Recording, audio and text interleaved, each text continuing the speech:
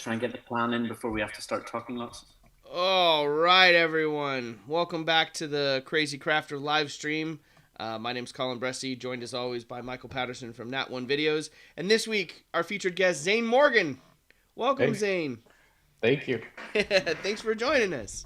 Glad to be here. Yeah, excited to have you on the stream and chat about your Oh, builds. right, And everyone. Sorry. oh, Back there to you the go. Crazy Crafter Someone live stream forgot to mute their video there. from I Nat do One that Video. every week. I'm sorry, guys.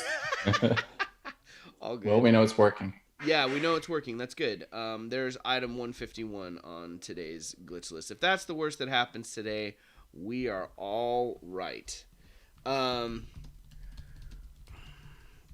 So, tell us a little bit, Zane. How did you get into to crafting? So, I mean, I've always been artistic. Both my parents actually were artists. And I did go to Art Institute of Philadelphia. But D&D crafting, specifically or tabletop crafting, my husband got me into it.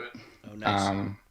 Well, he got me into D&D, and then I was like, I'm very hands-on and creative, and I like to see things. So if I start thinking about things or trying to get in the mind of things, I want physical things. So I found the community on YouTube and started seeing, people actually go all out for this stuff. So yeah, right. Isn't that amazing? I thought the same thing when I first discovered it. Our DM told us, she's like, you can. There's like a whole community that does this, and I was just like, what?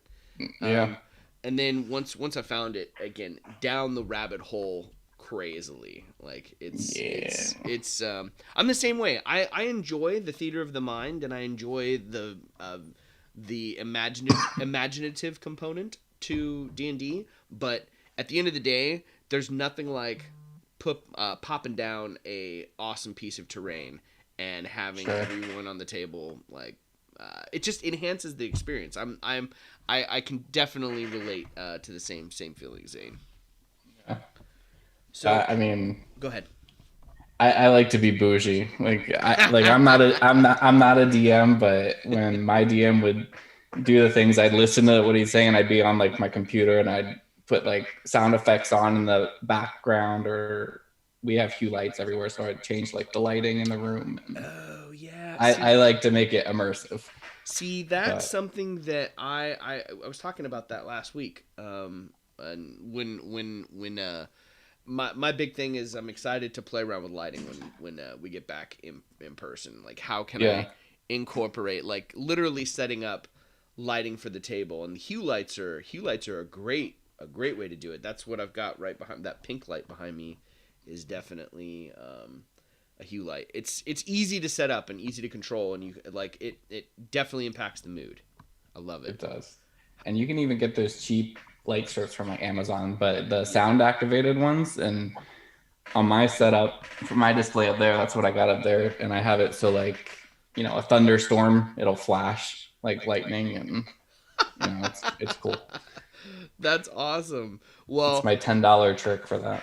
That's just it. I'm gonna have to hit you up when I start actually setting all my lighting up, because you're already on top of it. You've got it figured out, and you've got it figured out like any true crafter, the cheapest and most efficient way possible. Because I am cheap. Yeah, well, it's nothing wrong with saving some money to still achieve I like to say the good look. value. Value. That's right. It's just a good value. What I like to look on people's faces that if I show, my work to them and they're like, wow, that's great. And I'm like, yeah, and it's literally made of trash. It's discarded boxes and now dollar store foam. Does your husband get upset when you start saving like random stuff around the house, and he's like, what do you like? How does he deal with your crafting obsession? He's, I think it bothers him more than he lets on, but he's very supportive. Oh, that's You good. know, he likes that it's a creative outlet for me. But as long as I keep things, you know, in a place and it's not chaotic. Like the other day, he's like, "You have an order coming from Amazon." I was like, "Oh, okay." And he's like, "I ordered you an organizer," and I'm like, "Noted, thank you." Thank you. Well, that. Go ahead, But I mean, Michael. like I got boxes of just junk. But So see, that was a major hint. Basically, I've ordered you an organizer. Yeah. that's right. You've You're got going- you've got to get your stuff together. Yeah, that's something that I think would probably make my wife very happy if I ordered myself an organizer, or you know, just cleaned up any spare scraps, because like I have set up in my studio right now is in our spare bedroom, and it's a small spare bedroom, and it also happens to be like our office spaces while we're working from home too. But there's like cardboard pieces, there's like bits of XPS. She's like, "Can you just clean it up?" And I can. I will, love. I promise. I promise. He'll make that face where he doesn't have to say anything, but Oh yeah. he'll kind of like look at it and walk Yep. away. Yep. I know that look. I know that look. I've been on the reciprocal end. Well, so when did like I may have missed it.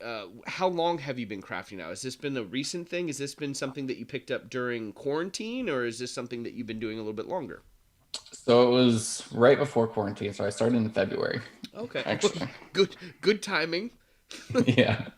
That's when I made my first little 4x4 square house, and then it just took off. Where's your first Where's your first little house? God. Where's that? Yeah, you got to show it. You know I'm gonna ask. All right. You're going to be going backwards and forwards to that shelf. a whole bunch. That shelf is... I moved both of them, most of them down, but this is the original. That's awesome.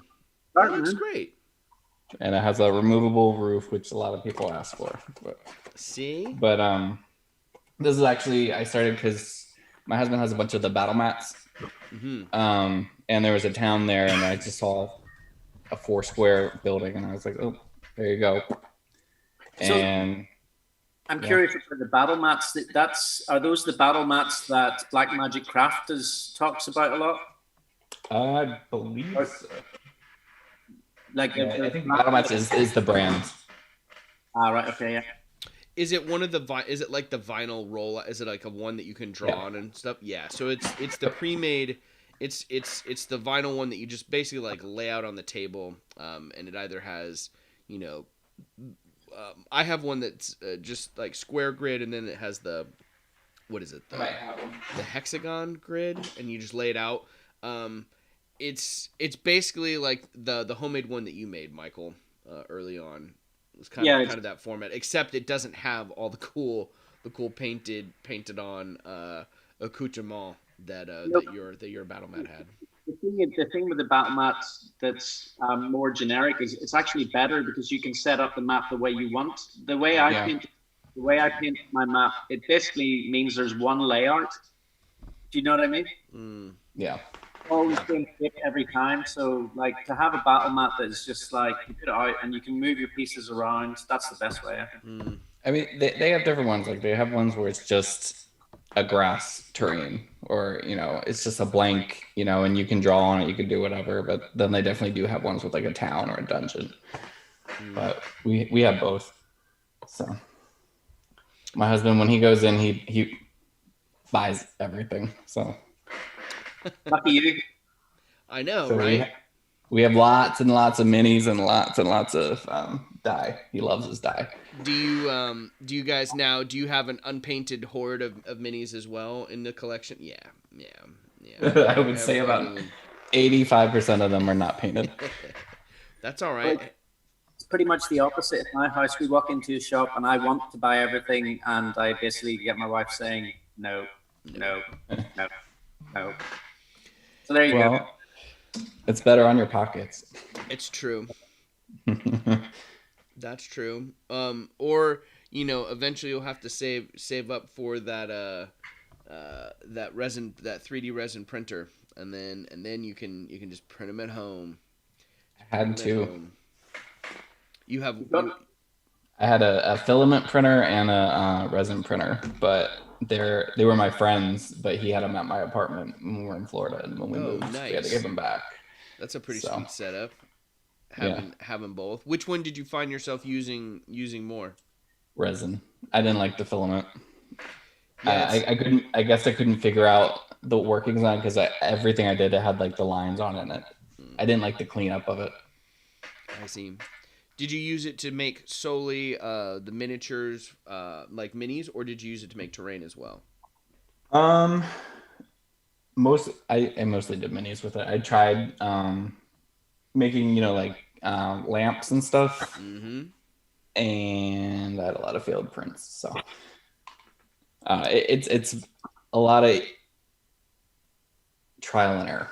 Once you find your sweet spot, you got it. But yeah, that's just it. And if you can nail that, if you can nail down and like get it zeroed properly and supported properly and find the right scale, I definitely find. Because I've got several buddies and I went in and bought an Anycubic Photon S about a year ago, and we love it. And it lives in my garage, thankfully, and also it also is like the setup for resin is a little. It's not cumbersome, but it's a lot. Like, you got to make sure you have a ventilated space. I have to wear a mask when I do it. Like, I have to have. You feel the effects. It totally messes with my lungs. Like, I'm super sensitive to that resin smell. And if I don't have it properly ventilated, it's like it totally chokes me up and like I'm coughing, I'm miserable. If I'm wearing the mask, I'm solid. But I hadn't recently until just actually this week I printed my first kind of test print of terrain, which Thingiverse has a ton of awesome stuff for printing crafters out there, and there's some really cool terrain bits that are out there. And if you guys are interested in the chat and on the stream that you're interested in knowing that, just let me know and I'll make sure I get that info to you guys. But they're a lot of free stuff too. A lot of free stuff where you just now you've got it, and now it's just a matter of making sure you support it correctly, and then you get it on the build plate. Getting a printer seems like a good idea, but I think that if I had a printer, I would just never stop printing. I mean, I literally would probably be printing all the time because, it's just so cool. I can print another thing. I'm going to print another thing. So, I mean, maybe it's not as cost effective after all. For me, I was printing all the time, but it was like, because they take so long.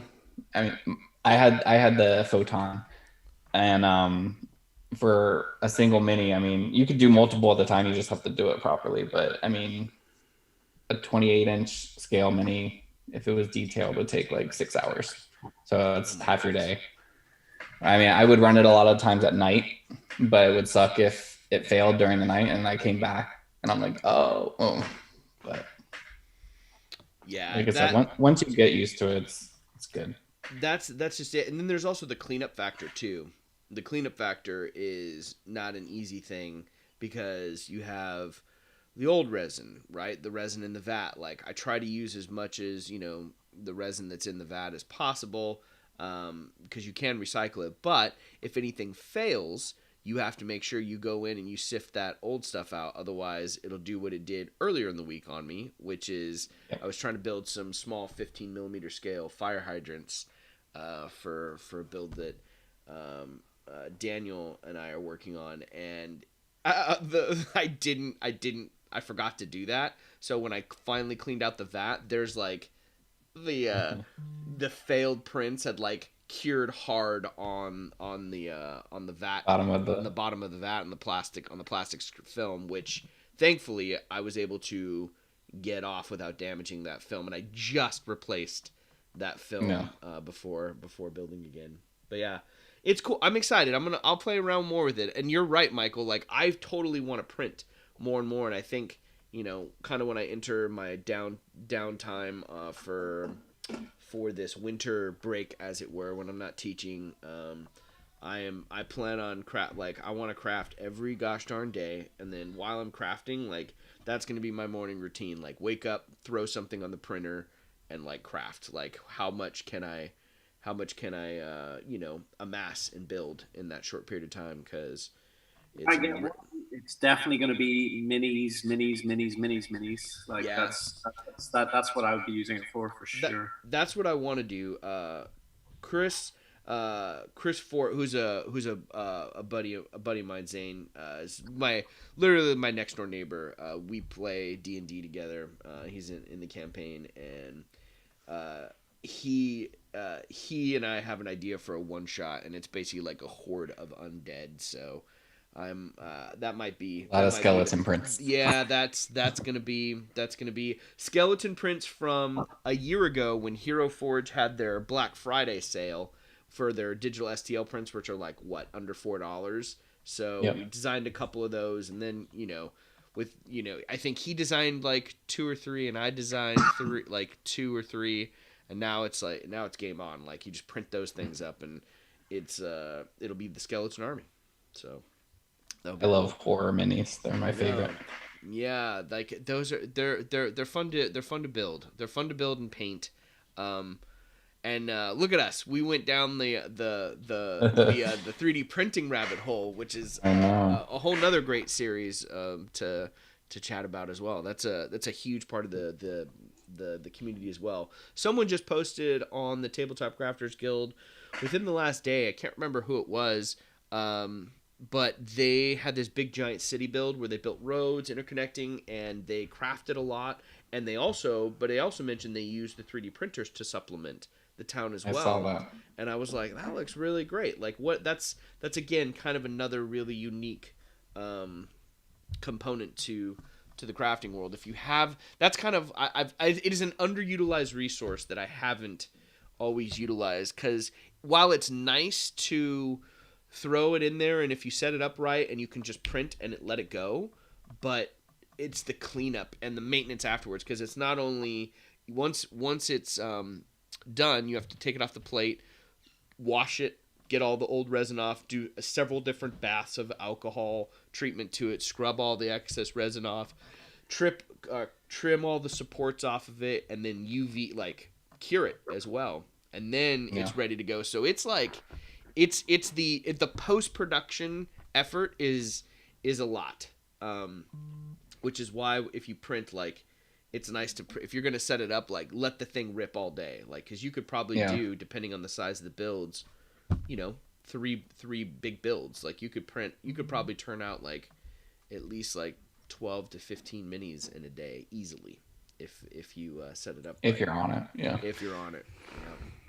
Yeah.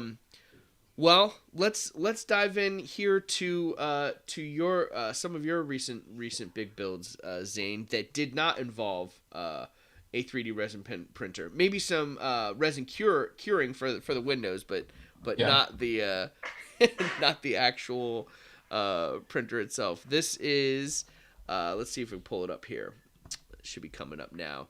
Yes, your in build. This is popping up online right now. There it should be coming up. So talk to us about this in build. What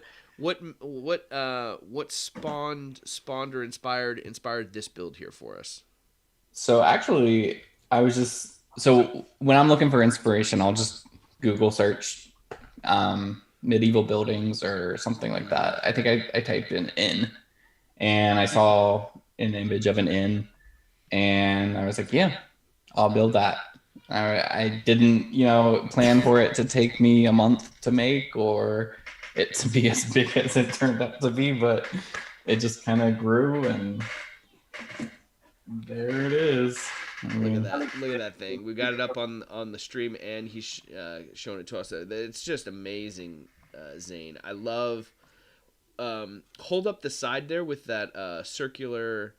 I don't know what you call that, but it's basically just like the window format. I had the same thing. I love all the different shapes and textures that you have going on in this build, brother. It looks great.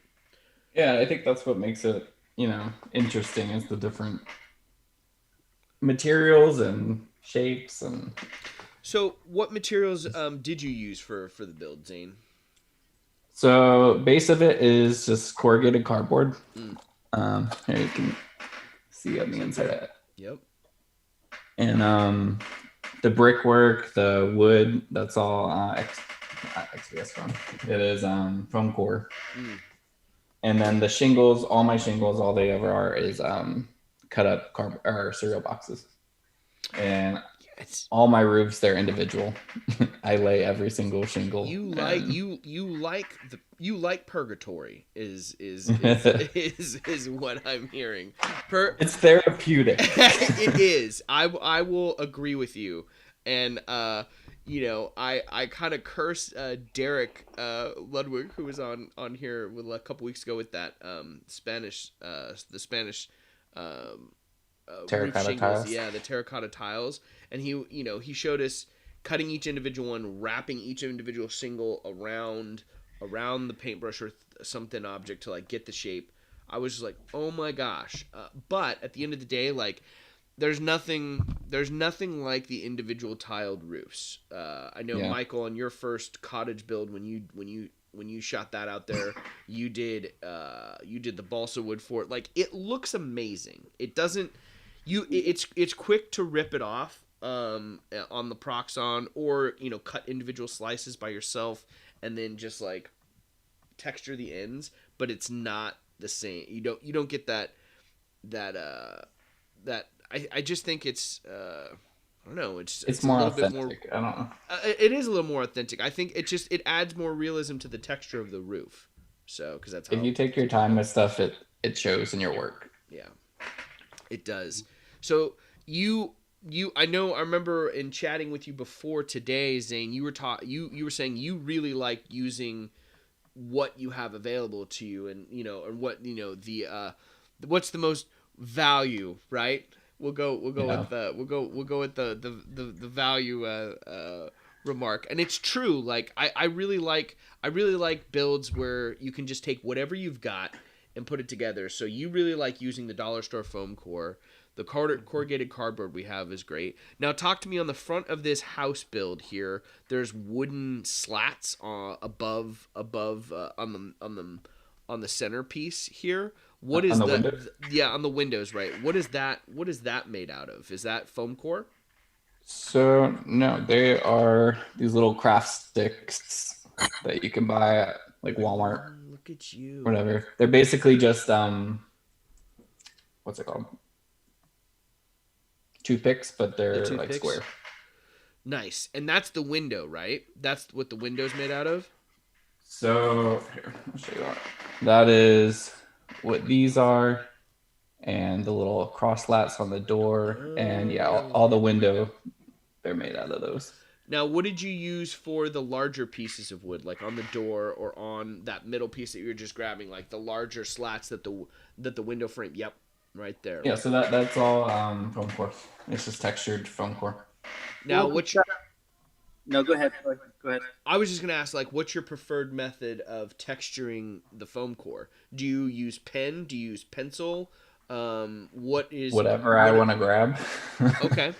I mean, if it's a finer detail, I'll get like a ballpoint, or not a ballpoint, one of those like needlepoint pens. Yeah. But I mean, with the wood, I like the more fantasy grain on it. I don't do the mini grain. My style's more whimsical, realistic. Yeah. It's like that cartoony, but like, oh, okay, I could, But I mean, Zane, can you show me the front of the building again? Yeah. So what is? Do you hold it a little bit back, just maybe? Yeah, perfect. That's great. Okay, so what's the height of? If you got it 3 inches so to the first floor and then 3 inches to the ceiling, is that right? Yep. Okay, cool. Right, yeah. Yep. And it is. Let's see. So that's like a ruler. Kind of. It's almost a foot tall. 30 centimeters. So the ceiling then is another 6 inches, basically. Yeah. Yeah. From bottom to the lip of the roof there is 5 inches, so I think the second floor is a little more. But you can go in the account of the roof as part of the room too. So I love the way the corner parts of the roof they peek up. Mm-hmm. Like on the top there, just the corners just peek up into little peak. That's so. Yeah, actually, that's the last thing I did. What did you do to achieve that effect? Because I agree with Michael, that looks fantastic. So what I did for that is, you can see I didn't even paint that part. Oh my goodness, the illusion is ruined, Zane. Yeah, no, but it's just the shingles, but I just kind of cut them on an angle, and then I put a toothpick on the end of it. Oh, that's great. Yeah, so that is a really it gives the illusion of some shape, but yeah, that. So is that the largest? Is that the largest building you've attempted to date so far? Yeah. Yeah. Is that sure. So a month to build? And that's not continuous. Like, I mean, if you're saying continuous, I'd say probably like 3 or 4 days. But okay, still a lot. That's still a lot of time. Yeah. I mean, a lot of it was figuring out the logistics of it, because like I had said earlier to you in private, I mean, the original idea was to have switches on it so that different rooms could be role played as being, someone's occupying that, or right. But I couldn't figure it out after like 6 attempts, so I just stuck with the faux windows, and they're all on one circuit. So nice. Yeah. I need to go back to. I have more pictures here. I'm sitting here idle on this, but we have so many cool pictures to show. Oh yeah, I sent you those. Let me switch it here. Oh no, I went too far. Boom. Oh no, am I back? Look at this. Do I know how to operate my Stream Deck? Here we go. It's just another angle from the front here, and then you got a nice mini up there for scale. Yeah, the scale in which you assembled this, Zane, looks just extremely impressive. Thank you. It looks great, and again, as soon as you get all these different textures in play, it looks fantastic. Now, talk to us about the windows on this build. What different techniques did you use to create the window effects? I know you had the short little crafting sticks from Walmart, but what else did you use?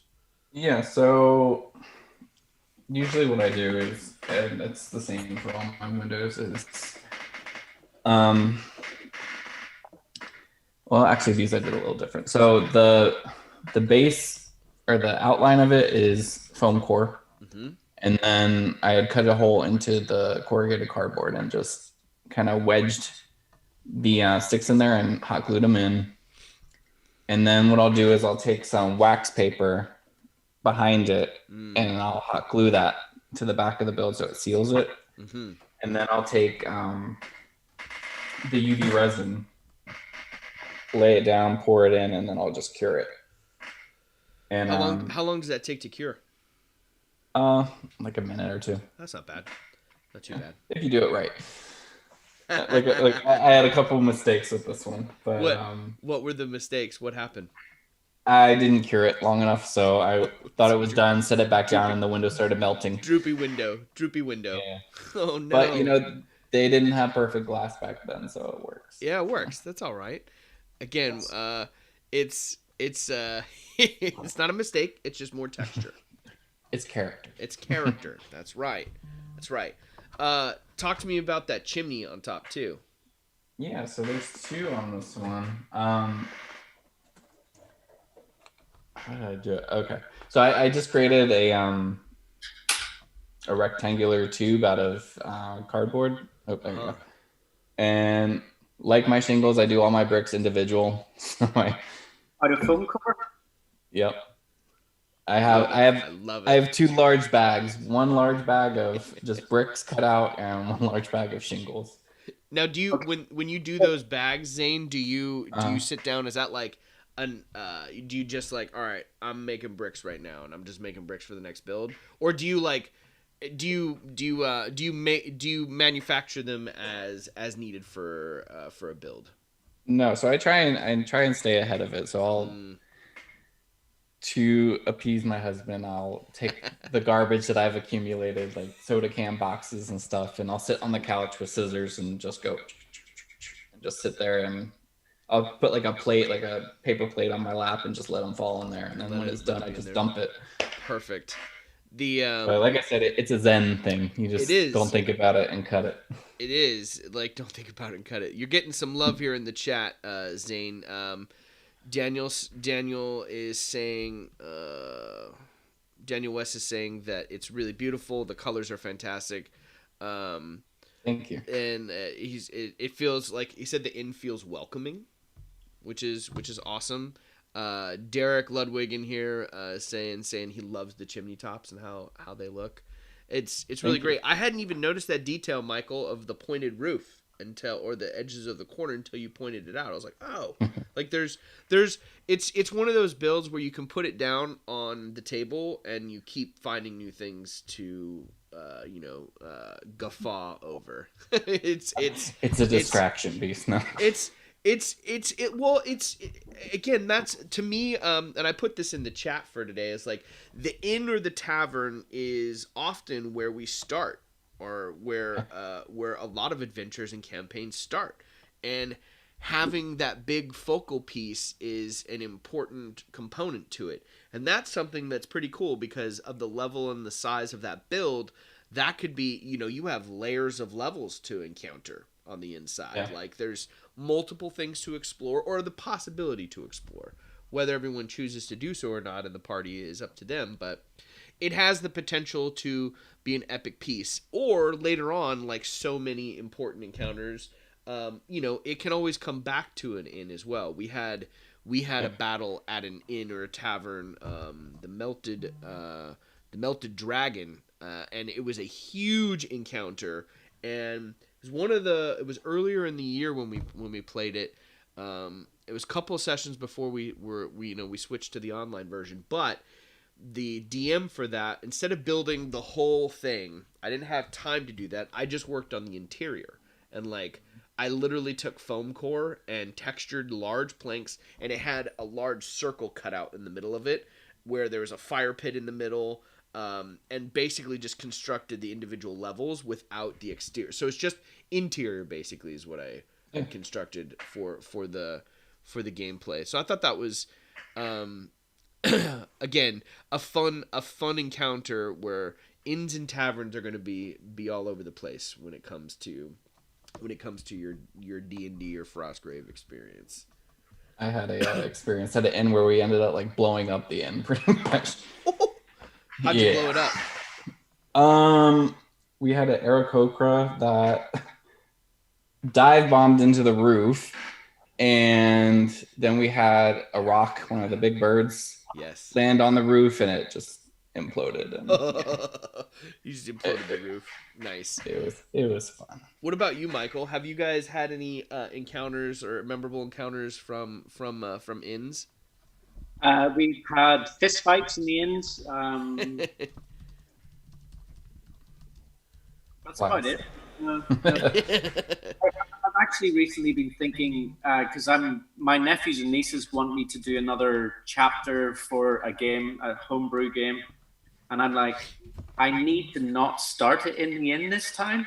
You know what I mean? I'm trying to but where else would you start the game? That's the only thing. I don't know. Yeah, that's a good question. We'll propose that out there and into those that are watching the stream. Where would you start your game, or where have you started your game if it hasn't been at an inn? Ours didn't start in the inn per se, but it was outside on the main street. Basically us gathering together, getting ready to go up into a floating city and loot it. I think it goes back to, I don't know if you're fans of the Lord of the Rings or whatever, but it's the Prancing Pony basically the hobbits meet Strider and whatnot, and then that just feels like the start of the adventure. Do you know what I mean? Yep. I think that's the father of all fantasy right there. You know what I mean? So that's kind of where I think it kind of comes from. Personally.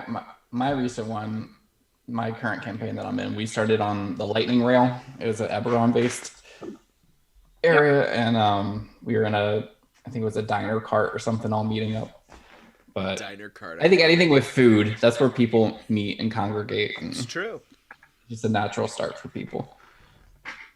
It's a good place to start. Well, this is an epic build that will, anyone who's a part of your partying campaign, when the time comes when they're able to meet in person and play again, Zane, that's going to be an awesome centerpiece that gets thrown down. Thank you. If you guys have any questions about Zane's build this morning, throw them up here in the chat. We'll be sure to throw them Zane's way. We can tackle them as we go along. You've got some other builds too, besides this inn and house that you build. What else do you want to share? Let me see what I got here on this lined up on the stream. Whoa. Let's see what's up there.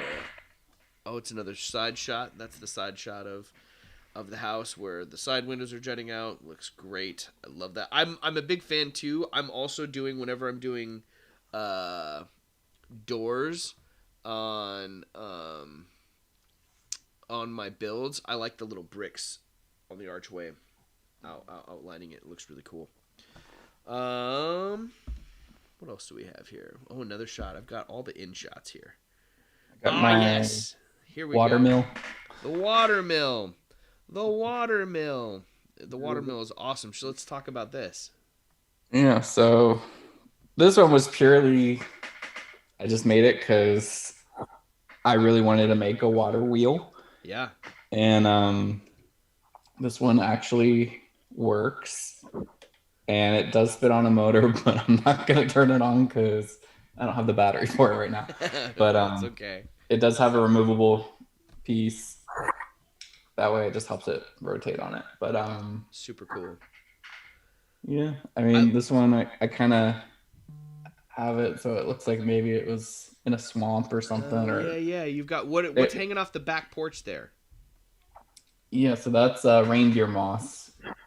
And then over here, there's like a rope hanging off the dock. So it's a little detail. The attention to detail that you've got on the build, Zane, is fun. It's the type of detail that I like to throw in and incorporate on my builds like that. Just small things that really I think make it pop. And I just love that reindeer moss on there. If you can see it, but there's like a water line where I put like a gloss strip along it, so it looks like some of the bricks are wet because it's been sitting in water, but super cool. I mean, the insides of my builds aren't pretty, but you can see, they're based on cardstock and chipboard. It doesn't need to look pretty on the inside. It's all smoke and mirrors, right? I was going to ask, are you intending at any point to do a like a playable interior kind of thing? Is that on the menu? So, I mean, excuse me. My last two builds, they're just kind of experiments and just kind of going with it. But I mean, a lot of them, I'll make the poppable base on them afterwards. But that's, once I get my vision for it. Or, my DM group, we play with the battle map. So we'll have those set pieces, but then we'll just draw out like the floor plan and play it that way. That's how we like to play it. Nice. And that way, it's not like you see everything there already. That way, you enter a room. Okay, here, let me draw it real quick. I think it's a little more immersive that way because you're actually walking into that room and you're seeing it as you're walking into it, kind of thing. And that's kind of what's nice about when we play Roll20 is, you have those shaders, and when you enter a room, you can pull back that shader, and there's a room. But I mean, I'm not opposed to building interiors. I just haven't ventured into it yet. Mm-hmm. That's next. That's the next pathway down the rabbit hole, Zane, is the interiors. Yeah. Couple of folks I posted in there like different encounters that started involving inns. Daniel West saying he started his campaign on the first major clash of the war. They all expected to enter massive battle, but before we started, had him roll a 2d4. That was the number of hit points that they had when they regained consciousness after losing the battle. So that's how he started the campaign. It was after a large That's how many hit. That's a wild place to start. Keep them on their toes and like all dazed and confused after the battle. That's pretty awesome. Derek has a question about the stucco. How did Zane do the stucco on the end? Sorry if you missed it earlier. And then he also says he loves the water wheel. He thinks that's great. Thank you. Stucco, my friend. Yeah, so the stucco, actually, it's two answers, because the stucco on, the actual building itself is just painted cardboard. Right. And then the build out here, where you have, the curved walls, it's actually spackling. Oh. It's just painted. So I just gave it all the same paint, and it just kind of works together. Nice. But yeah, and it's the cheap stuff. It's the dollar store spackle. The dollar store spackle that changes color. What you were saying, Michael? What do you guys have at the dollar stores in the UK? What's in there? I mean, it's basically really cheap groceries like baked bean tins, and I mean it's nothing like this. I mean, you might get like paper doilies, you might get paper cups, you might get some like chopsticks, but that's about it. It's not like I see. You have to go to a DIY store or like a proper store to get this kind of thing. I see. I'm wondering what you could use the paper doilies for. Like the doilies might be kind of fun. Some kind of fabric you water it down. Those would make some good rugs. Those would make a cool rug. Like that. That'll be the trip, man. One day when you if you travel to the US, right, it'll be like take me to dollar store. Take me to the dollar store. my big adventure. Yeah. Like oh man. Heard so much about Walmart. I will say this. So I want to chat a little bit here before we get into like crafting a portion. I have an idea, by the way. Say again. I am cheating. I have kind of started. I saw you over there. Like where Daniel has gremlins, you sir are the gremlin in starting ahead of time, like getting a head start. I'm going to when it gets the tavern build, I'm going to build a section of the tavern, not the whole thing. So I'm going to try, and I'm going to tell you what I got inspired by, and I'm going to try building it a certain way. So if you have, just know that if you're following on the stream and you're like, I want to build something, I want to build the tavern, you do you. You're more than welcome to do whatever, but I'm going to try building a section today and seeing if I can assemble that in a short period of time. I think that'll be fun. Amy Root says doilies make great textures beneath paint. That's true. That'd be kind of a cool way to again, if you imprinted it on the wall or stone, definitely a neat way to create maybe some runes within stonework, or even again like almost just like a textured wallpaper almost if you were doing an interior. That'd be fun. I was thinking curtains in the window. Yeah, curtains in the window would be fun too. That'd be great. Daniel was saying, I know you said you don't have the battery, but what kind of motor? Aha, here you go. Told you, right? What kind of motor did you use? Getting things to move slow can be so tricky. You're telling me. We've got a surprise for you, Daniel, and everyone else. Yeah. Funny that you should mention it. Ready? So this beauty here. It's great. So that windmill build is amazing. It's amazing, Zane. I love. It looks so cool. I love it. You need a fan? Here you go.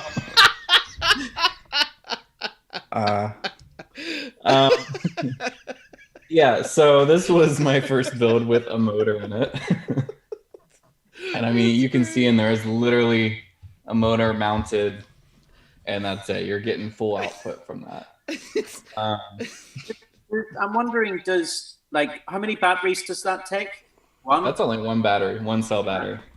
I was wondering if you could get like a lesser voltage battery or something that would make it go slower, maybe. I don't know. So I tried putting a resistor on it, and it just kills it. So I guess my resistors that I have are way too strong for it. But Yeah, I mean, if the what's it called, the battery holder or whatever, it holds up to 2 and it runs on 1. So I'm like, I don't need 2 in there. It'll take off. More power. More power, Zane. It needs more power. Oh my gosh. Bring that windmill back up there. That is a windy day, Daniel says. Yeah, that it looks great. I love. What did you use for the cloth there? What was so that? I used one of the YouTubers. It was either Real Terrain Hobbies or it was John's. I'm not sure whose it was, but someone made tents out of toilet paper. And so it's just I think it was toilet paper that's sprayed down with PVA glue and water. And then I actually had full sails on it, and I was like, I like things looking ruined, so I just started tearing away and dirtying it up. And yep. But yeah, I mean, it's got playable interiors on this one. So there you go. I do some interiors sometimes. There's some interiors. Amy Root saying end up in Kansas with that windy day. Yep. For sure. That is for sure. Something that Michael had mentioned too before the stream today. Haven't seen a lot of motor builds where folks have incorporated motors to their builds. Like it's another really great dynamic piece. Like what's I know, was it Wylock that built that fountain? That's like an actual working fountain where it's like, I saw the same water over and over again. It's a really cool build. But anything that's like, it's already interactive because it's being placed down on the table. But then if you add in other moving components and moving parts to it, blows my mind. Like I love the motor build, and I love the fact that you're incorporating and engineering movable parts within the terrain. What were you showing this there, Zane? What were you showing us? Yeah, so like they said, or they were asking how I slowed it down or whatever. So you can buy these little gears or use Lego pieces or Connects, whatever uses the. Someone had suggested to me in the group because I was trying to figure out how to slow down the windmill. Yeah. But and they suggested using gears. So I watched a little tutorial on YouTube and built a gear set for that. Nice. Did that one go slower then? It does. When it has a battery and it wants to work properly. Okay. It's a little finicky. I mean, you have to get things perfectly aligned for them to hit each cog, and it was kind of a rush job, but in theory it works. No players will lose a finger if it goes near that water wheel. No. That's good. I think it's awesome, and I love the fact too that again it's part of the fun for the craft is and the hobby is, okay, I've tried it one time, I failed miserably, or I didn't fail because it's not a failure. Your windmill works great. It spins very well. It turns. And it turns. It's a healthy wind. That is a healthy windmill. I don't know how with the sails being broken, but yeah, right. Rain really quickly in that time. Yeah, but then taking the next evolution and another build, incorporating what you've learned from previous builds. It's awesome. If anyone has any suggestions or ideas for other suggestions or ideas, for Zane and the rest of the community about how to regulate the motor speed, let us know. Put it in the chat. Please. Yeah. Something to holler about for sure. So what do you got? What do you got there, Zane? Show us that one. So this is my second attempt at a tower, and this one actually I had created a YouTube tutorial on it, and I never got around to editing it because I found out I hate editing. So that one's stuck in purgatory. But yeah, this one. You've got a YouTube channel? I do, but there's nothing on it. All right. Okay. Well, you should put some stuff on it, man. I agree. I agree. Thank like you. that was gonna be my next question. I'll edit the description here too, guys, and we'll put it in the chat. Um, the but make sure Zane, you've got an Instagram as well, Zane. I do. What's your Instagram? So that one is Zane Morgan Crafts, and actually that's the name of my YouTube channel also. So you're gonna get 2 subscribers right now. Thank you. Yeah, you definitely. I think, you know, that's the other part of it too. Like sharing the process and the build is if anything else too. I like the editing process. That's something I've discovered that I did really enjoy. And boy, do you have to be. It is, if you're not a fan of it, it can definitely be. It's not as therapeutic as cutting the individual shingles like you're saying, but I think there's a lot of really great technique here, Zane. You've got it all set up. Start throwing some content on there, because it can't be shared with anyone if there's nothing up there to share. So like I think all of this, you know, it's again combing the Tabletop Crafters Guild I came across, and I'm like, man, it's just some really unique, really fun textures and quality that you're coming up with. So all this is fantastic information, which I would love to watch on a weekly basis. Thank you. I mean, I really think the group is an awesome resource, and right? You know, I get inspired by so many things that people post, and all the time. Let's see. I like the party arrives at the windmill. Oh, Amy was saying she likes the idea that the party arrives at the windmill, it turns on, and whoever's character sheet blows in front of you has been body swapped for that encounter. There you go. I love it. I do mean useful solutions. She's like, oh, you mean useful solutions. Thanks. Yes, I do mean useful solutions. Gears are a great option, Daniel says, for the motor regulation. Only slower motor solution that doesn't require tinkering requires 120 volts. I'm not sure. What do you? So he's saying my only slow motor solution that doesn't require tinkering requires 120 volt. Is that too much? Is the 120 volt too much? Is that like more voltage than? This is what I got. There it is. Well, it'll be nice. Daniel, we'll have you jump on here in a little bit as we're crafting and building stuff here too. But that'll be a fun one to pick your brain about. We can talk about it. That's wall current. Oh, wall current. Yeah. Oh shit. Yeah, that'll. That seems like it's a little more intense to mess around with. I think that would kind of limit the versatility of it, but yeah. I mean, I have thought about getting something where I could put like a switch on it to limit it, but you know, future build. I've always wanted to incorporate, speaking of things you could plug into walls, you guys remember, I can't remember what they're called, but they're like the globe, and you put your fingers on them and you can like control the Tesla ball. Yeah, the Tesla ball. Yeah.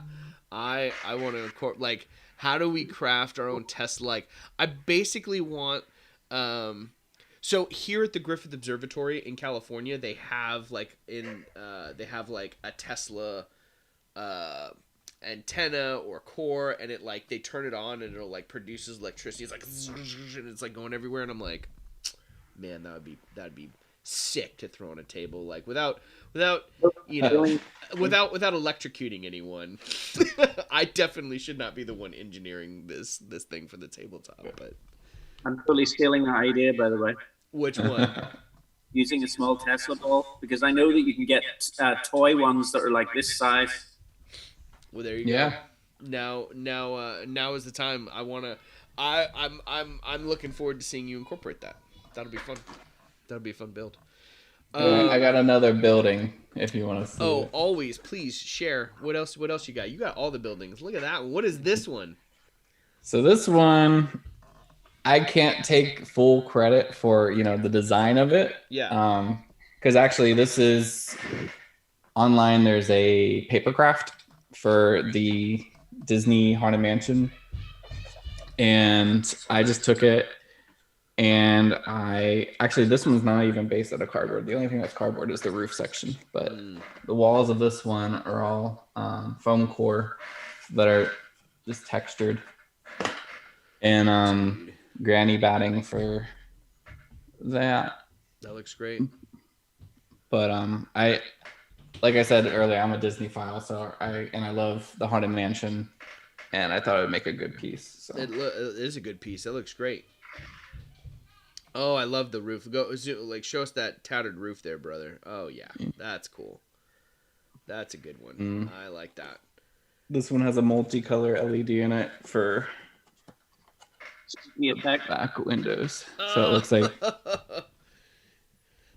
for all the it's a rave. Yeah, it's what I was gonna say. It's like it's a Conjuring rave that's going on in there. It looks great. Oh, what else you got? What else you got to share? Is there anything else you want to share over there? Oh yeah, share it all, Zane. Now is the time. This stream is featuring you, brother. This is my most current build. Oh, cool. It's work in progress. It's a bridge tunnel. Oh, yeah, cover bridge. Have you seen the movie? There's the movie, the one about the Headless Horseman, the Brothers Grimm. Mm-hmm. And in the Brothers Grimm, like there's this tunnel that they have to go across the bridge in, and it's super spooky. That's what that looks like to me. Yeah, for me, I grew up in Pennsylvania, and there was tons of covered bridges, and I was like, it might make a cool piece, and the bottom is even textured. So, and you can pull the roof off of it, of course. Look at that. That's lovely. That one's a work in progress. What else are you thinking about adding on or messing around with that? What else do you want to do with the bridge? Probably age it more. Age it a little bit more. Here's one of my earlier buildings. I think this was the second building that I ever made. Now you were saying for the is that cardboard that's just flat down for the stucco? This one actually, when I did my earlier builds, it's all just the foam core. Oh, nice. And this one I textured with aluminum foil. Aluminum foil. And then the windows on this one, that's drywall backing. Oh, nice. Yeah. Yeah, that looks the spackling and the drywall compound works really well for that texture. Derek in here, yeah, everyone's digging on. Oh, dude, look at that! Look at that thing. That is a tree. That is a tree. I love that. That looks great. How much hot glue did that take? All the hot glue? 20 sticks. Yeah, 20 sticks. Easily. It's a lot. But I had found a thing at Etsy shop, and that log actually reminded me of Pan's Labyrinth, so I wanted to get a giant toad, and the toad was tiny, so it is what it is. But eventually the goal is to have either an owlbear or a giant toad in there. Oh, nice. That'll look good. That'll look good in there. A nice little animal encounter for whoever comes along the unsuspecting tree. And this one was inspired by a cabin in the woods. Oh, like that? Oh, that's great. This is actually the only one that I have snow on. I was going to say, what did you use to create the snow effect? So that one's just actually snow flocking, which I think I got from Green Stuff World. Snow flocking. I haven't played around with the snow flocking. Here it is. Oh, nice. Nice. Green Stuff World. That looks great. Well, I mean, it's... Go ahead. You're good. Oh no, I was gonna say it's like all those builds are awesome, Zane. I love the the LEDs and motors. I'm trying to think like what else you could motorize on the builds. Like the windmill has the water wheel. Oh, I got one for you. Here's one for you, Zane. What's that? Want a motorized drawbridge. There you go. Okay. A motorized or gate that comes up or down. That would be okay. That now you're getting really technical. Yeah, Yeah, that'd be a cool one. I had things I haven't seen before. Notice I'm asking you. I'm challenging you for it. Yeah. I'm like, mine. I'll give you credit if I do it. Mine will be my motorized version of it would be, let's tie like I like have a string and I pull it and it like the gate just falls down. Like that's the low tech version. It works. That would be the low tech. That's very low tech. I don't have to incorporate gears and figuring out voltage. Probably how I would do it. I'd shock myself. I'd hurt myself. Oh, look at this one. Look at it. It's like this one's like a stone? Druid altar. It's like a druid altar, but this one is a direct rip from Baldur's Gate 3. So minus the light. Love it. Zane, I've got a question for you. Just going back to your water wheel one. Yeah. Can you show me that for a second? Sure. So the chimneys on that, are they pinboard pins? Yeah, so they are push pins. Yeah, cool. Oh, I'm wondering what because I've seen those before. I've seen that utilized before. Like the push pins. That's so cool. I was originally going to do just cut mini glue sticks and just paint them. And then I was like, that gives it a little more shape to it. And I thought it would... Those are perfect. That's an instant steal for me. Yeah, go for it. Yeah. I don't know, for me, one of my favorite features on here is the boarded up window. I just like the texture of it. And that's just a broken popsicle stick. Dude. So cool. I definitely like playing now. Over the last couple weeks, I've been experimenting just with balsa wood, like getting the planks and then stripping it and making my own strips and stuff.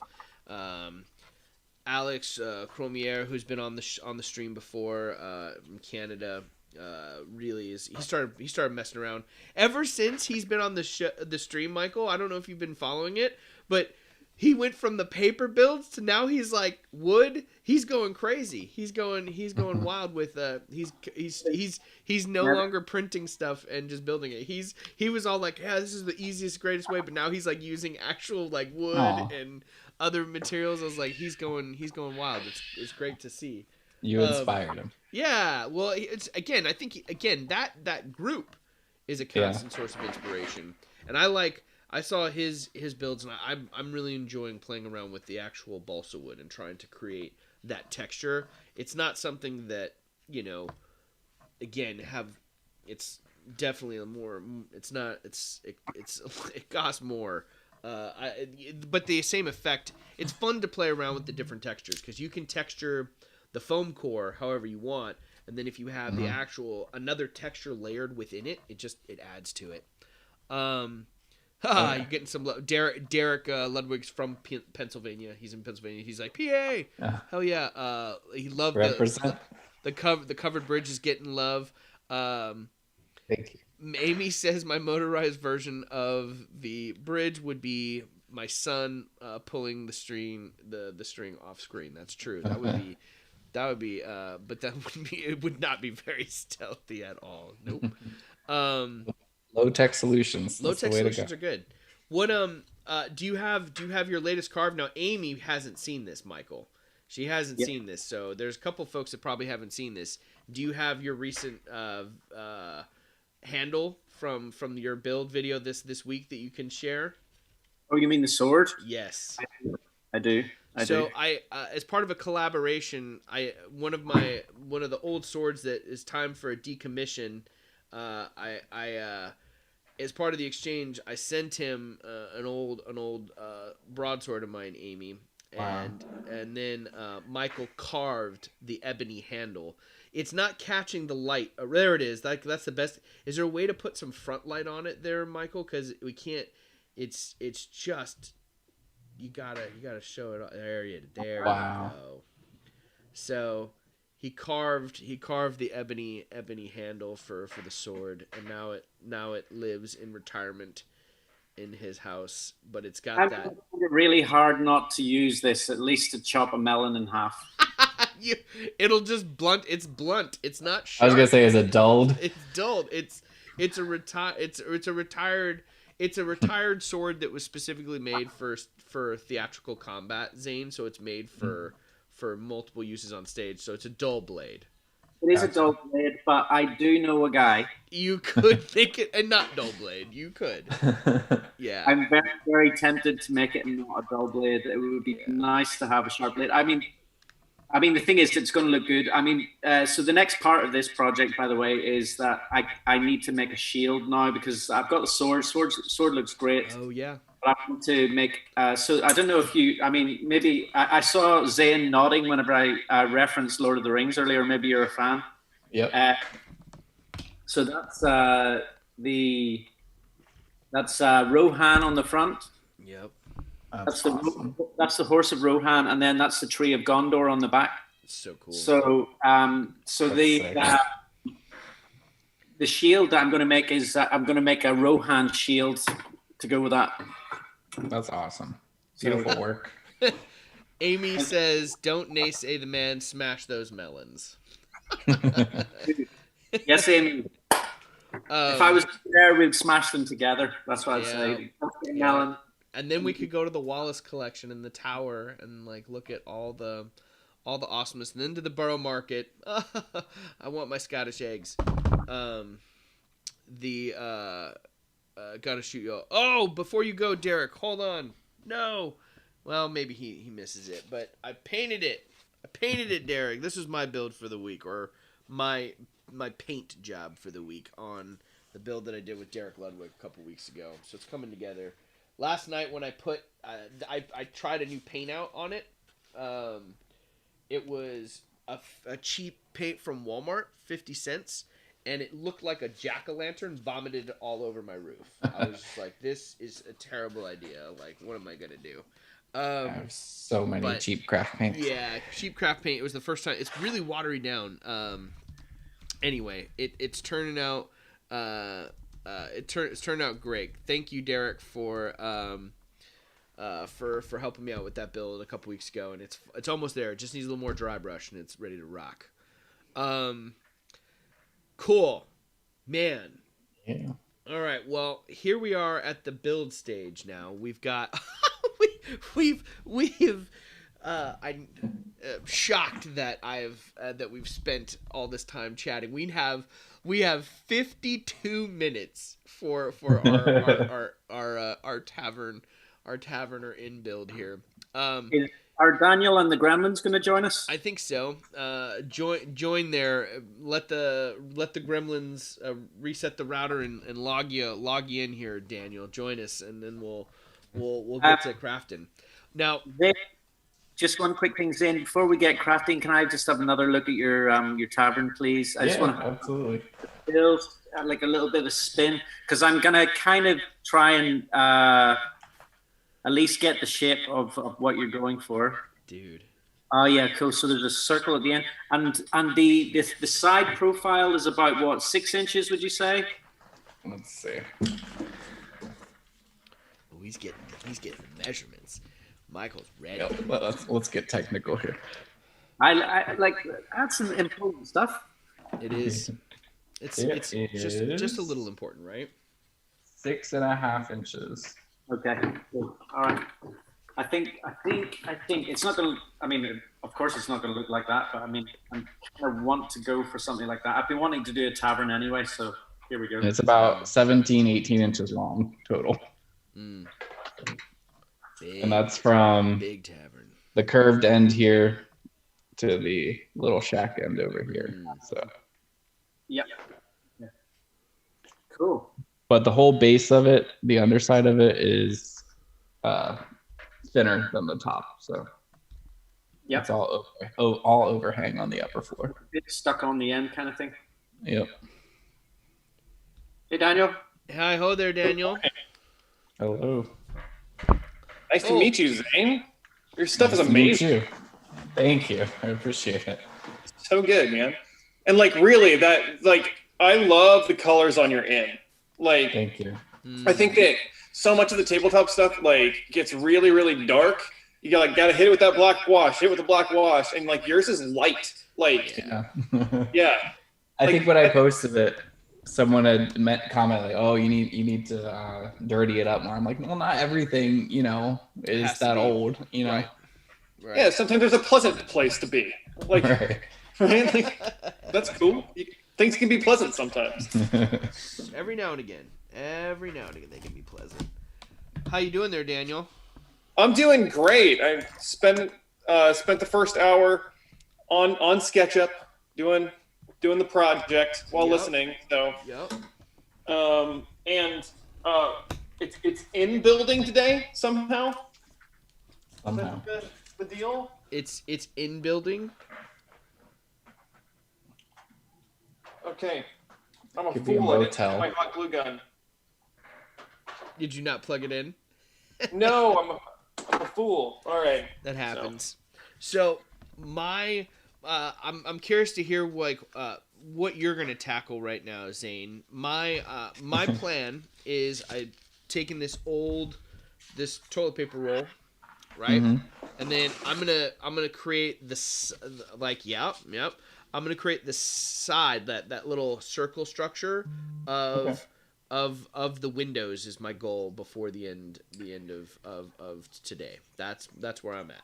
That's what I'm gonna work on. So I have a section of windows to mess around with. I actually, if you look at it, how I did it, it's actually like a bay window type thing, and then it's curved out with the spackle. Oh, I like that. So it's got. So I found it easier to do that. You've basically had like kind of the sharper three sections of the bay window to create it. Cool. Yep. I will do that, and I'm gonna still try to do it with my base here. That's a great note. I'll try that. Are you going to are you planning what are you thinking about building right now, Zane? Are you gonna build the whole? Are you gonna try to build a whole building? Are you gonna try to build a section of it? What are you thinking about working on? So I think I'm going to do definitely a smaller building, but probably maybe something around this profile kind of thing. I don't know. We'll still see. Really big. I love it. It'll be two stories. That's great. But I think I might do it with the cobblestone. That'll be cool. Yeah. What about you, Daniel? What are you thinking about tackling? I am gonna try to build a thing. I honestly, I've been so focused on 15mm scale lately that I didn't even like. So I didn't think. Daniel is helping me out right now, Zane, with a commission that we're working on for same kind of what you're talking about. Well, you got a buddy that was working on a future tabletop. I've got a buddy who reached out and is writing a module, and he was like, "Can you create a Missouri town for me? A town in Missouri from the 60s." Okay. So Daniel has an awesome laser. It's a laser printer, right? It's a laser. Is that its official title? Like Glowforge? Laser cutter. Yeah, I have a Glowforge. Okay. Yeah. I'm jealous. Yeah. I've been telling Colin it's perfect for exactly the project that we're doing right now. Yeah. For things like the inn, I could make something that's very I could make something that's very, very precise. But to actually take the time to draw all of the things for the laser to make it look handcrafted or make it look like it was built by craftsmen, it's so much more work. But if you want architecture, contemporary architecture, it's perfect. Yeah. It's like those build kits that you get. Kind of. Exactly. Yeah. It's exactly what it's like. I don't think I have one that didn't get covered in paper yet. Do you mind if I bring one up, Colin? Please, that's what you've been working on this week. Show it. Okay. They look great, Daniel.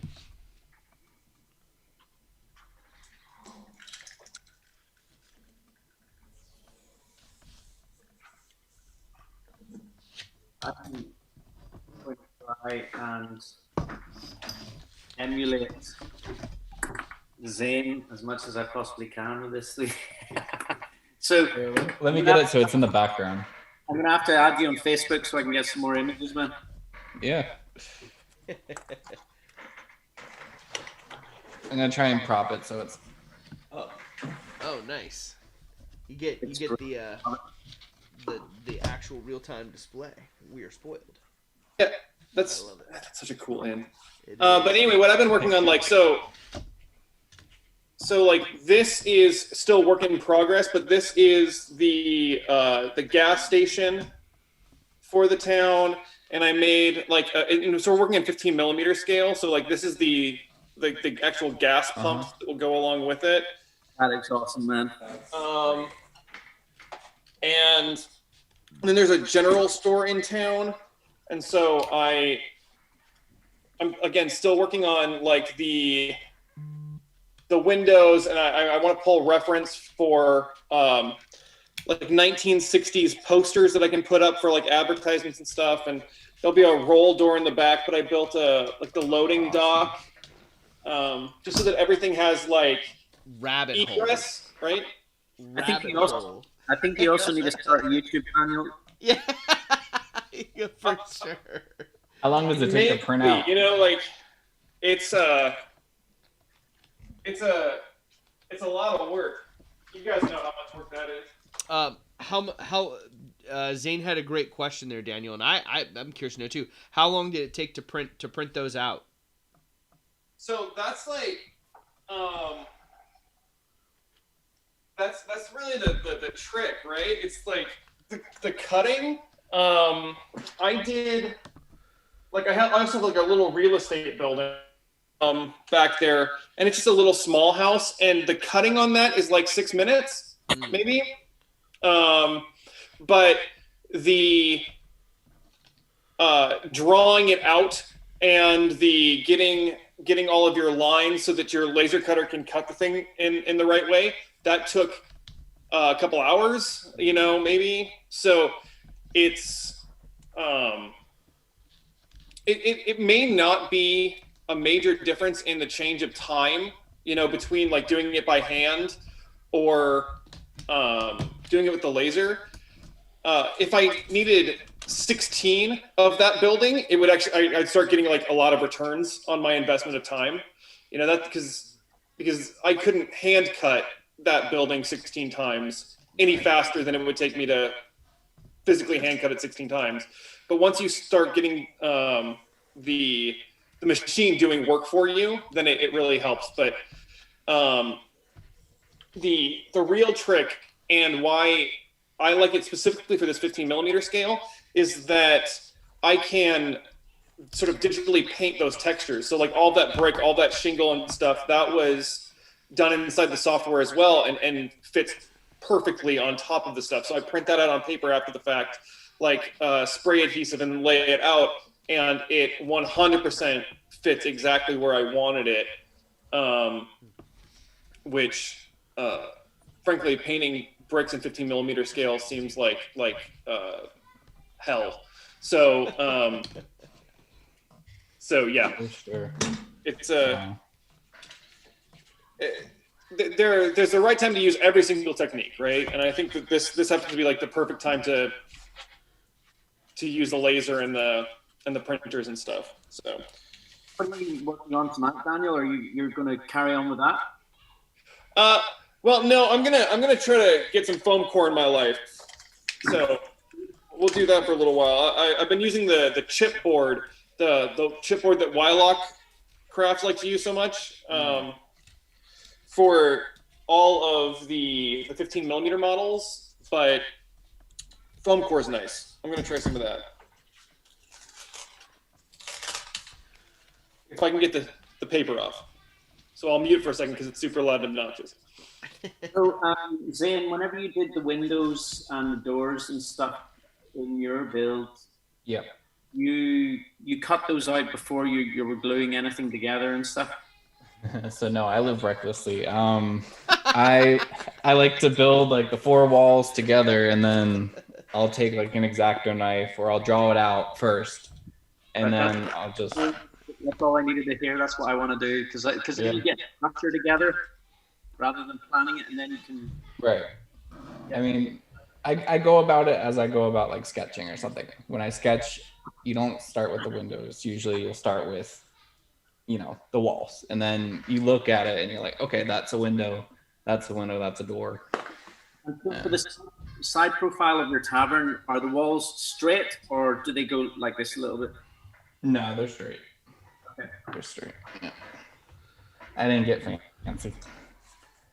But I mean, like, how I go about it is, I'll build just the straight shell, and if I want to add, a curve or a bowing or something, I'll do that with the stacking of the bricks.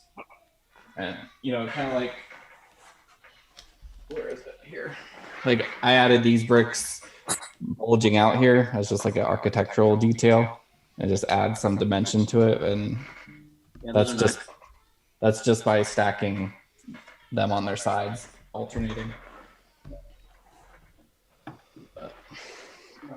I've pulled up Zane here. I'm cheating because I can control the stream, and I'm going back through the slideshow, and I'm looking at the bay window here, trying to check it out. I've got my sections cut out, so I've got my sections here.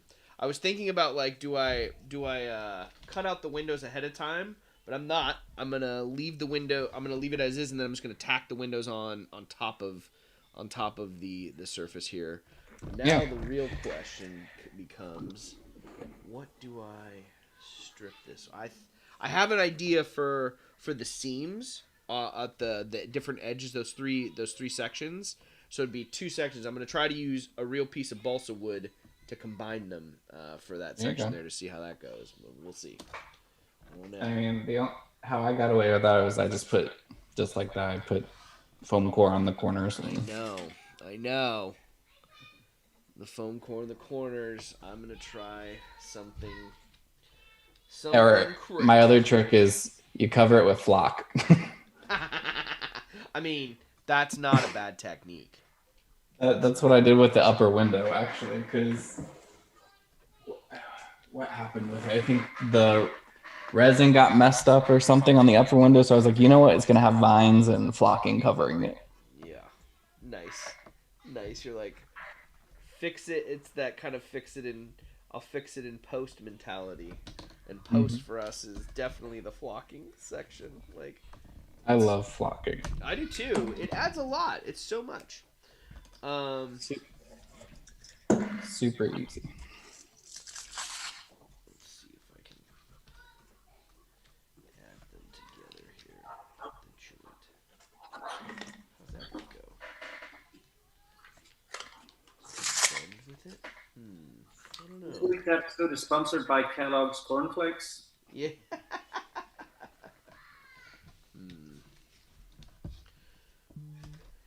Kellogg's. Brought to you by Kellogg's. Delicious. Alright. I don't know if this is going to work, but I'm going to try it. Super believe in you, Colin. You can do it. Oh, yeah. I'm here for affirmation. Yeah, I need it, and I need it. That's what I bring to the table. I need all of it. Let me go back to the mainstream here. Great. All right, let's see. If you guys are out there building and anyone's working on anything, let us know. And let us know if you have any questions. But right now, we're going to attempt assembly. Let's try this. Is that a Ben?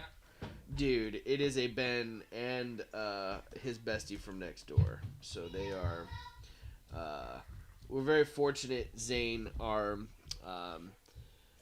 my buddy that lives next door to us, or neighbors, have been, quarantining alongside with us, and their daughter is 2 weeks older than our son, so they've been able to play with each other, and they're in school online with each other, so they are. That's nice. That is the it's not a herd of buffalo outside of this room. It's just the children. It is. I was gonna say earthquake. You're in California, right? Yeah, that's true. It certainly could be earthquake status. Very well happen. We got tornadoes here in Illinois. Yeah, you do. My goodness gracious. You're looking for a pen. So, Zane, is your husband out on his place out at the minute, or What was that? I'm sorry. is your husband out at the minute? His place out on duty at the minute? Is he on duty at the minute? Yeah, like he's actually out somewhere at the minute. Yeah, so he's actually in RDC, which means he does like boot camp. So he'll train the newbies, and yeah, currently we're out of we're quarantining right now because we both actually got COVID. So Right. we're both getting over it, but he's supposed to go back to work this week. So You're something for a recovery, man. That's rough. Yeah. you know, it wasn't fun. That's for sure. Well, I'm glad you guys are both recovering, and that Me too. it's on the mend. Oh my goodness. I'm supposed to go back to work Friday, so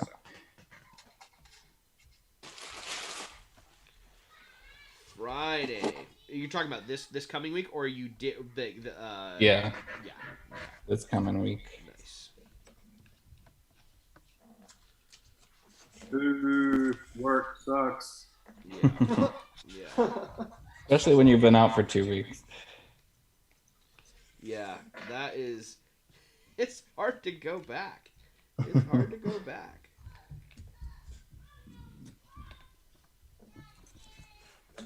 Oh my goodness.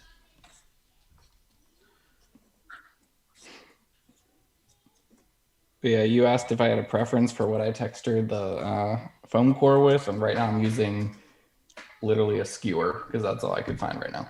Perfect. So I'm not picky as long as it's got an edge. That's all it needs. Yeah. That's all it needs. I have cranked my fan is on right now, and it's drying my hot because it's such a thin bead of hot glue. It's drying out before I can glue it. Oh my goodness. Yeah.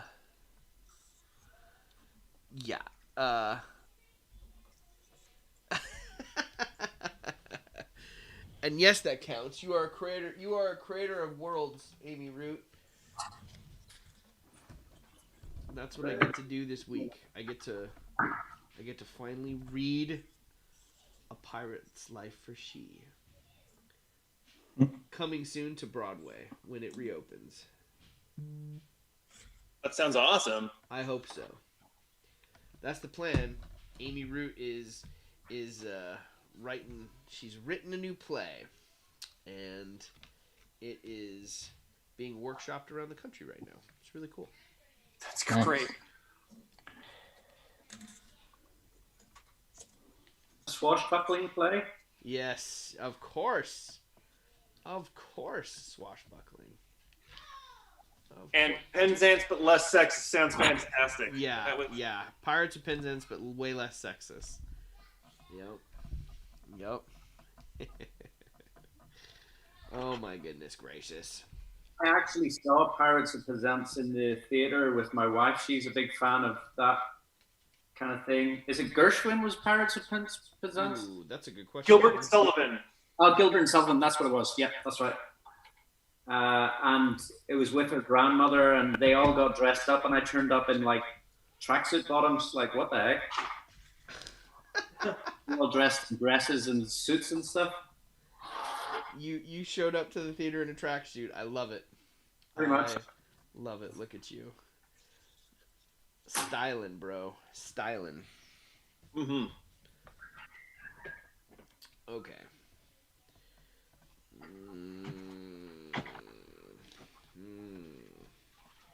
Nice. You like Captain? How's everyone doing? What's your status on on the build here. Distracted. Distracted. Slowly but surely is where we're at today. I am having a heck of a time. I might get 4 walls done. That might be as far as I get today, but we'll see. You may get. I don't even have 4 walls yet.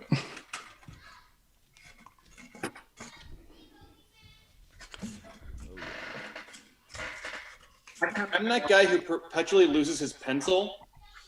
You know what I mean? Like, I had it a second ago. So, like, 1/3 of my crafting is looking for my X-Acto knife or my pencil. Like, it's... That sounds familiar.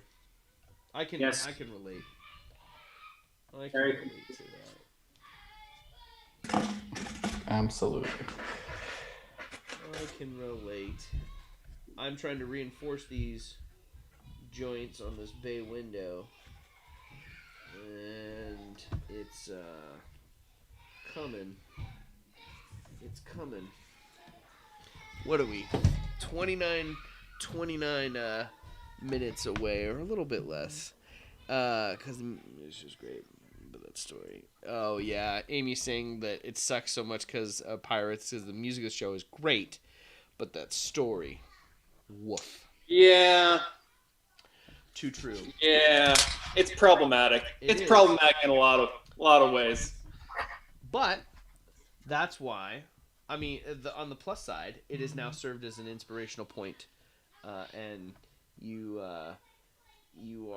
It is no longer going to be the only option for people in the theater to produce. They will have another show to choose from. Not a model major general. Yeah, that's right. That's right. Oh my goodness. Do I reinforce? Oh. Could reinforce it with the actual wood on the inside there too, but the glue's working. It's the angle.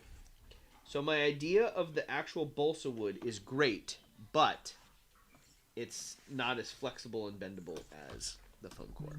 So I will use my wood idea in another form here momentarily. But for now, let's do... I've got this. Should I use this? I'm not sure. Let's try.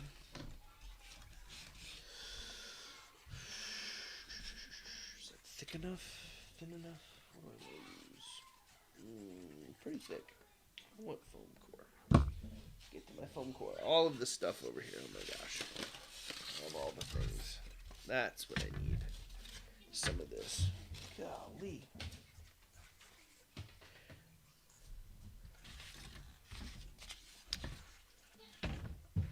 All right. Now I've got this. Man, this dollar store foam core. I don't know if you've encountered this, Zane, but the dollar store foam core that I recently purchased, it is not coming. The peeling is not happening for me. It's crazy. It's really bad. For me, it's been okay, but I mean, I have heard it's hit or miss. I think it depends on their batch. Well, I missed because I've never had this much problem before. This particular batch that I went and purchased last is crazy. Maybe they use the adhesive for the white paper. Maybe. Because I heard that one's worse.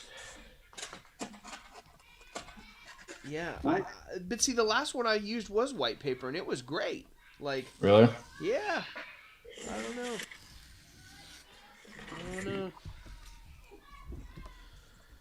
Oh my goodness. Almost like when you buy things for $1, you get inconsistent products. Is that shade? Funny how that works out. We demand. Oh, no, not at all. I'm absolutely using dollar store foam core right now. It's just sometimes I'm like, but I spent a whole $1 for this. Why doesn't it work perfectly? Yeah. Like, you know. It's fine. All right. I don't know. I've seen people lately use the like stackage or packaging styrene. Yes. The one that like crumbles into the balls. Yep. And I've been impressed with some of the stuff people have done with that. Yeah, that looks really good. Say that again. What was that? Was that your question, Daniel? What was that stuff again? Yeah, is it just the cheap styrofoam stuff? Yeah, the stuff that they use for just like packaging, where you touch it and it crumbles into the styrene balls. Oh yeah. Yeah. Especially for building out bulk, that stuff seems to be pretty amazing. Yeah. I guess if you're doing like a ruin or something, it's pretty decent. And you can just melt the edges of it if you want it to seal again. Nice.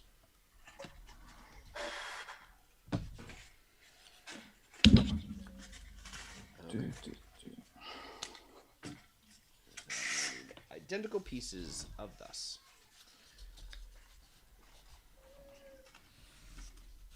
Mm-hmm.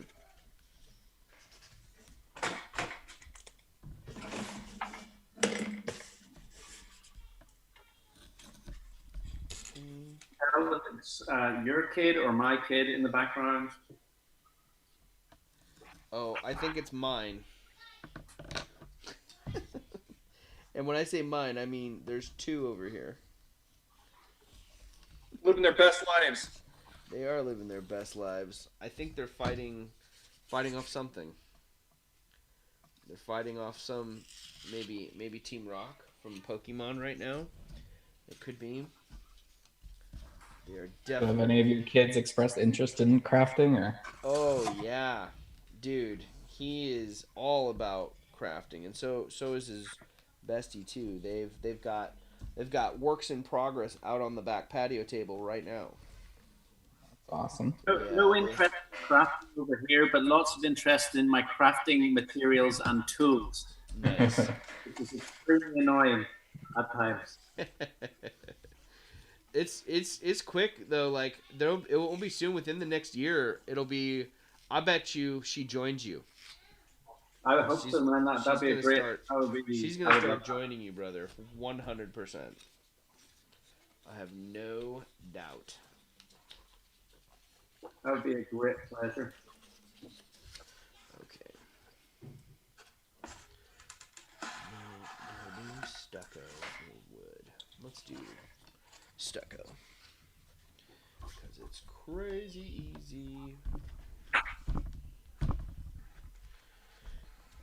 Yeah, I think I made a mistake when I said I was going to do cobblestone. Yeah, there's nothing wrong with cobblestone. It's just Cobblestone looks amazing. It is, it's fine. It's fine. Everything's fine. Yeah, everything's fine. It's fine. Oh my goodness.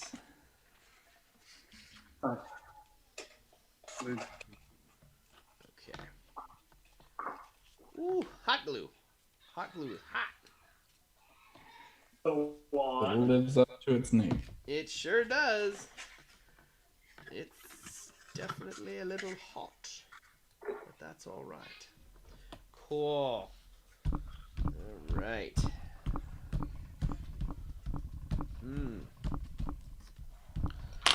Colin, on the Zoom, your camera has gone out. Oh, that's you weird. Just text. Oh, that's cool. Unknown why that is the case. It's like fluctuating between being on and off right now. The hamsters on my wheel that are operating my little computer are falling off right now. Great.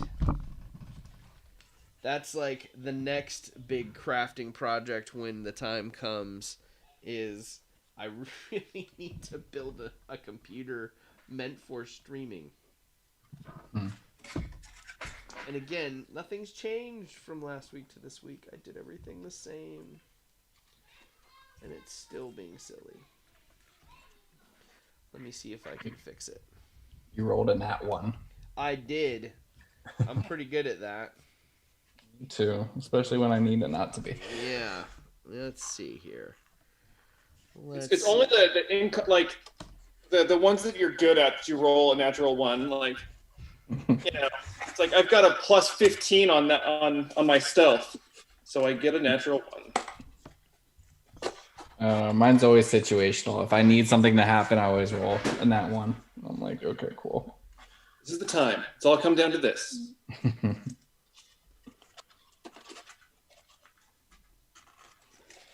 Or it's like I'm trying to investigate something. Nat 1.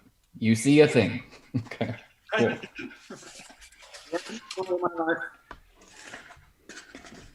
That's why I call my YouTube channel Nat 1 Videos. Pretty much all about Nat 1s for me. Gotta roll with it. Roll with it. Oh, now I'm frozen. This is cool. I have the solution. I know what I'm gonna do here. We're just gonna do this. Oh yes. For whatever reason, it's going down. There. Do you see me now? Am I back? Yeah. Yep. All right. Just using the normal HD FaceTime camera. Technical difficulties. They are abound. But that's okay. Let's see. Good spot. Let's see. That's me. Check your hair.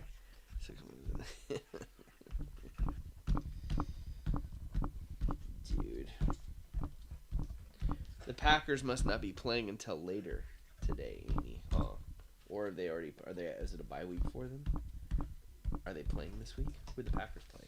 Is that the sports ball you're referring to? Yeah, Amy's a huge Green Bay Packers fan. Gotcha. I've heard of the sports ball. I've heard of the sports ball. Yeah, it is her team, and she is a stalwart and diehard Green Bay Packers fan.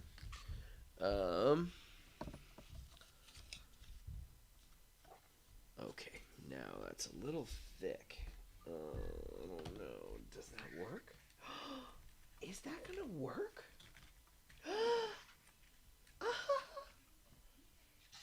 It may work.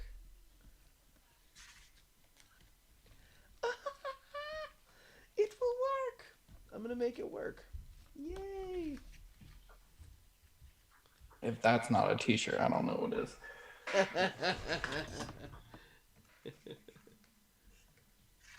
my goodness. All the hot glue on this right here. Let's see if this works. Probably should have put it on the back of the glue gun, but I didn't. Or not the glue gun, but the wall joint here. Okay, so there's one. Let's get this other one. It's gonna happen. We're gonna make it happen. This bay window will be complete.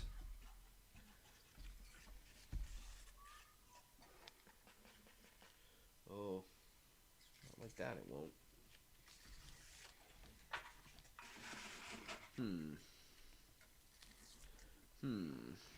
Amy is a multitasker. She's watching Falcons and Saints and the stream and editing a script. Oh my goodness gracious! That sounds like that sounds like an artist of the theater if I've ever heard one. And I I can't even have no focus on idea this. anything like that, but that's amazing. What were you saying, Zane? You can't even focus on this one thing. Yeah. Oh my goodness. I'm like looking at the time. I'm like, okay. Oh, worry not about the time. I got 4 walls. Again, it's about starting a build, and you can always finish it later. It's not going anywhere. The project will be there for you.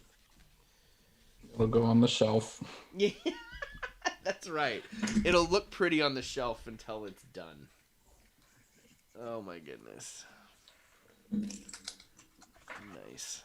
Uh-oh. Who's winning the Falcons Saints game? Although I doubt our buddy David, one of our good friends and colleagues, he and his wife had their baby boy the other day. So I don't think he's watching the game today. He's probably dealing with a 2 or 3 day-year-old now. Wesley is just joined the fray. So, Earthman Brick is asking, hey guys, doing a quick survey, how many coats of paint do you apply when making a base coat? Oh, Earthman Brick. How many coats of paint do you with a base coat? Well, Zane, go for it. You tackle that one to start off. So I always do the Mod Podge and black paint. And that usually dictates for me. So I'll let it dry, and I never wait. So I always use a hair dryer for everything. Yeah. And usually I'll get it to like a dark, not quite black base coat, but a pretty dark gray. And usually that means it'll dry pretty solid. And then it depends what color I'm going for. If it's a lighter color, I don't know. I just build things up, really. I just do it bad. I don't have like a set formula. But lately I've been doing a lot of, I'll do the black Mod Podge, and then I'll just completely cover everything black and then build up from there. I don't know. It gives me a blank canvas. But if I see white, that's bad for me because that means I can see the foam. So that's how I do it. What about you, Michael? Just one coat of black Mod Podge. And then, I mean, obviously, like Jim said, make sure you not get any white showing through. And then just layer up from there. Right. Daniel, what about you? So I guess it depends on like the level of detail in the thing, right? Like if the textures are super duper fine, I want to go with something like I might go watery on whatever I'm doing and kind of like make sure that I'm not gooping something on, in which case I might end up with multiple layers. But most like Mod Podge is pretty forgiving. So you can go pretty heavy on it without destroying your stuff most of the time. But I guess for anything that's rough, one coat is probably just fine before you start layering in colors. And if you're going with the black, and it's something particularly dark anyway, you're pretty much set to just start layering other thinner paints over the top of it from there, right? So it depends. Like it's a good question, Earthman Brick. Like I think I'm also trying to Mod Podge the base color of what I want the thing to be initially anyway, right? I started the roof build that I did last night, and again, it depends on the paint too, but the roof that I did for the top here, man, I painted the whole thing in black Mod Podge, which is fine, but for the paint, the once that thick acrylic matte black that I put in was definitely a little thicker than the thinner craft paint that I'd never used before. So I had to layer that initial once I got the Mod Podge on, then my base coats of layering. Once it was sealed, took a lot. I had to do several layers. Earthman Brick is also saying, reason I asked because my latest Mortal Realms Warhammer Mag review tells beginners to apply 3 coats on by 14 models. I thought it was ludicrous, but some people apply more than that. Yeah, I guess it depends. Are you talking about like coating? Now it's a good question. Are you talking about coating the terrain? Oh, it's the magazine. I see. You're saying we're going to apply 3 coats. I mean, it just depends. It depends. A lot of it is the paint and what you're layering it on. If it's a mini, like I don't like. It's pretty thin. Like for me, it just depends on how much you water down the paint, the consistency of that paint already. But I tend to go a little heavier, a little thicker. On the base coats for my mini paints, and then for terrain I try to go a little heavier, and then I'll layer on the wash. Are you talking about terrain specifically, or are you talking about minis? That's my question for you, Earthman Brick. I follow Earthman Brick on YouTube, and basically I know he knows more than me in that department. So on this side of things, Yeah. If it's minis, I mean, like, I might just be the laziest person in the world, but that's typically rattle can. I'll rattle can it like from one angle, flip them and rattle can them from the other, and that's my base coat. But if you're really thinning your model paint, sometimes you just can't get the coverage. Yeah. But I don't think I've ever gone more than 2 layers with a brushed paint, even thinned, if you're using like quality model painting paint. Right. Agreed. That's just on a side note, though. I think we should totally have Earthman Brick on here at some point, man. I'd love to have Earthman Brick on here. You're more than welcome on here anytime. We'll have to hit you up, and I don't know if I'm subscribed to you or not, Earthman Brick. I'll have to check your channel out. The magazine refers specifically to miniatures. The rattle can. He uses the rattle can too. Yeah. It's definitely the way to go, I think. It doesn't. I don't know. It's the quickest and easiest. I find it dries pretty quick too. Once you hit it up with that base coat of the spray can too. Maybe I'm just cheap, but I use there's so many like amazing products out of like Games Workshop and stuff. But I'm like the $3 matte black. It's like my true value in town, which is a chain of hardware stores. I'm not sure how prevalent they are, but they've got just this cheap can called wrought iron black, and it goes on like, I think for most applications it'd be horrible because it goes on super duper thin, but for priming models, like the cheap thin stuff seems to be like ideal because it's not filling up all the details and stuff. Right. Yeah. For sure. Earthman Brick, what are you working on? Like, is there a current project that you're tackling and painting right now? Is there something that you're working on? Are you dude, if you're a Warhammer player, you have like all the you're painting armies all the time. That is an intense hobby. Those armies are amazing.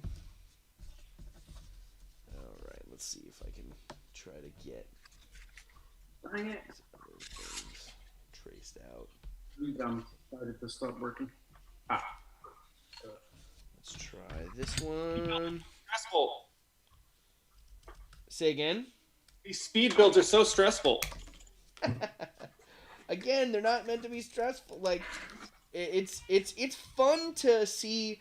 I think it's fun to see what we can do in an app. And like, in this today we went back old school. We were like, all right, well, we've chatted a bunch today, and now we're going to see how much we can build in such a short period of time. We definitely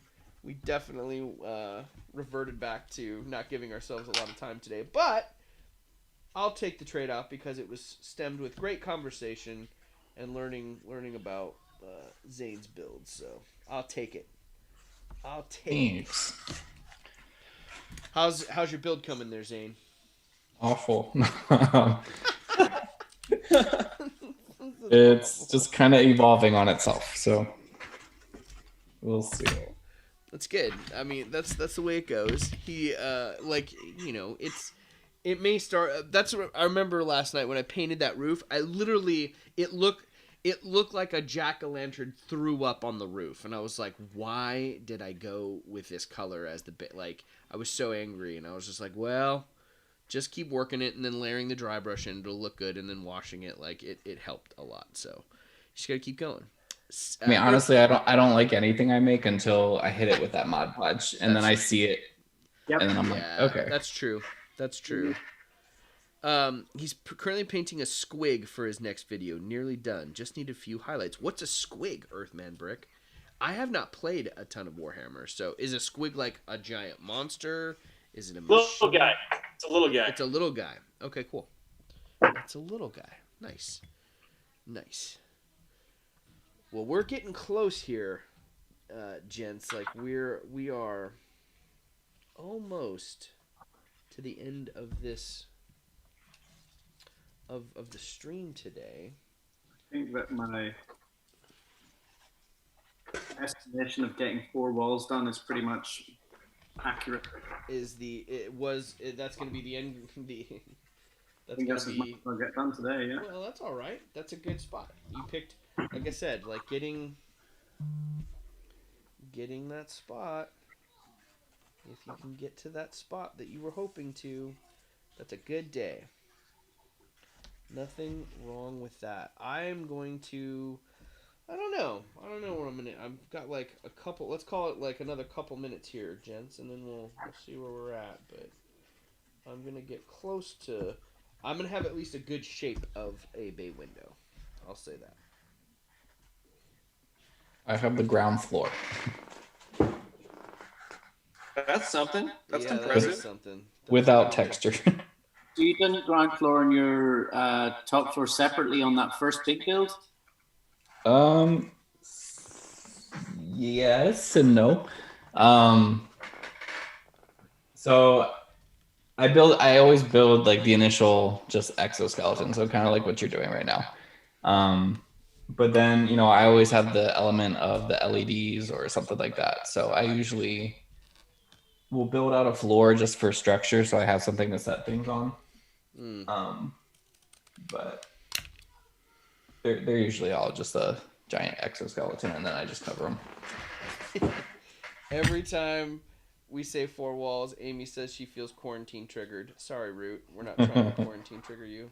Sorry. Oh my goodness.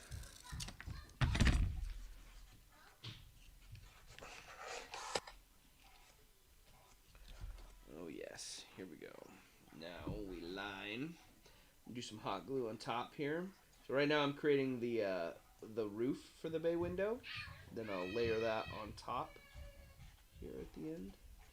Oh my goodness.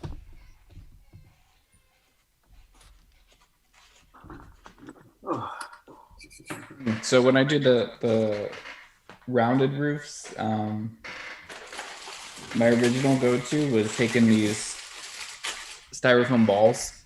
Yes. And I would cut them in half and just work with them. But when I did the inn itself, I found just kind of doing it how you would frame out a real roof was actually better. And that's just creating the supports and laying the planks around it. Laying it around it. Nice. Like I said, like with my shingles and everything, for me, it looks better when you do the individual pieces. Right. Oh, but I definitely understand why people do the shortcut ways. Yeah. It works. It works. Yep. Okay, let's try. I don't know how to try it. I'm gonna try this. Squigs are like little round creatures with 2 legs, no arms, a massive jaws, teeth, and they're orcology, much like the goblins and such. Look vicious, and it's an original sculpt. Oh, nice. That'll be cool. Definitely, we'll have to check that out. If you guys haven't subscribed or checked out Earthman Brick, you'll have to head over there and check out his squig build this week, the original sculpt. What are you using to sculpt that, Earthman Brick? Are you using green stuff? Are you using milliput? Like, what are you using to sculpt that with?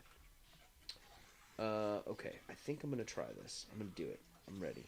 I'm going to commit to this. I'm going to commit to this bay window right now, guys. You can do it. It's happening.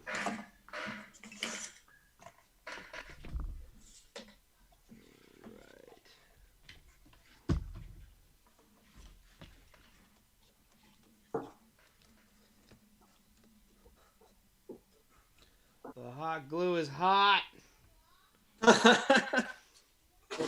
Project to the table about 5 minutes ago. It was really annoying. Yeah. Easy to. Oh man, that burns. Ha ha! Look at my bay window. Look at my bay window. The balsa bay window. Huh? The balsa bit. Yeah, so remember, I was like, oh, I don't think I'll be able to do the strips on the side, and I was able to carve them out and create the spot to get that wood texture in there. So that'll be fun. And then you'll appreciate this, Zane. I've got a bunch of these little wood shingles left over, and these will populate. They'll populate the top of the roof. And I didn't ask what are the shingles made out of? They'll be balsa wood too. Okay. Yep. So I basically I got recently a packet of sheets of balsa wood, and then I'm taking those and converting them into single strips and cutting them down individually, and then shingle city, or great for just wood planks, to have on standby. Oh yeah, Earthman Bricks uses his sculpts on a wire armature, and then the bulk with card or tinfoil, then uses a 2-part epoxy. Milliput is a cheaper version of the green stuff that can be sanded or drilled once hardened. Nice. That's pretty cool. Sculpting is something I haven't dove into. I'm excited to check out that video. That'll be a fun video to check out. I've just sent, like my mom asked me for my Christmas wish list, so I've just sent her my wish list, and green stuff is on it. Oh yeah, green stuff's a fun one to sculpt with. That'll be a blast. I made a bunch of for interior stuff before. I took a pencil, cut the pencil into a very small section, and then wrapped it in green stuff, and then sculpted tankards for a bar and stuff. It's pretty cool. Cool. Yeah. All right, we're getting near the end here. Let's check out and let's review and see where everyone got to today. Let's check it out. Where are we at on our journey with our future taverns? Oh, look at that, Michael! You've got a really nice base with the 4 walls up there. That's gonna be fun. Yeah. I'm working dimensions pretty much. It's not as long as his, but my cardboard wasn't as long, so I had to go shorter. I think I used like 2 24-pack containers or something like that for it. Oh my goodness. Whether or not I get to finish this off, oh, that looks great. Oh yeah, look at that, Zane. You're rocking and rolling over there. Let's see, I got texture going on there. Yeah, that's great. Yeah, that looks really good. Your cobblestone, you textured a lot of the cobblestone. You did a great job in a short period of time. That's looking good. Danny, where'd you get? Okay. So I God, you fucking gremlins! I swear to God, you weren't lying. We told you. We told Zane. We're like, be prepared. Did you have a painted one back there? yeah, and through the magic television. He's yeah. So I started with just sort of a rectangular shape, and then I was looking at the way you did sort of that Tudor structure where you've got like the extra like layers out.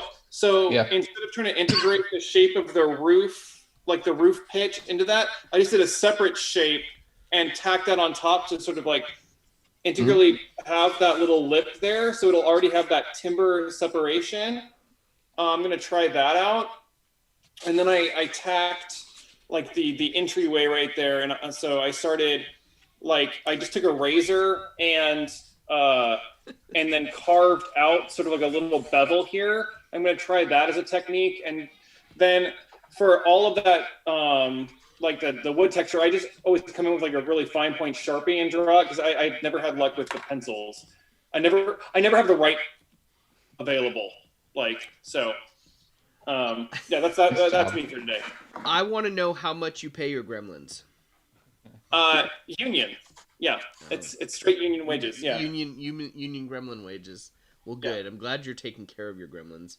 I think that I went about mine the wrong way. I think that the right way is to start with the foam core.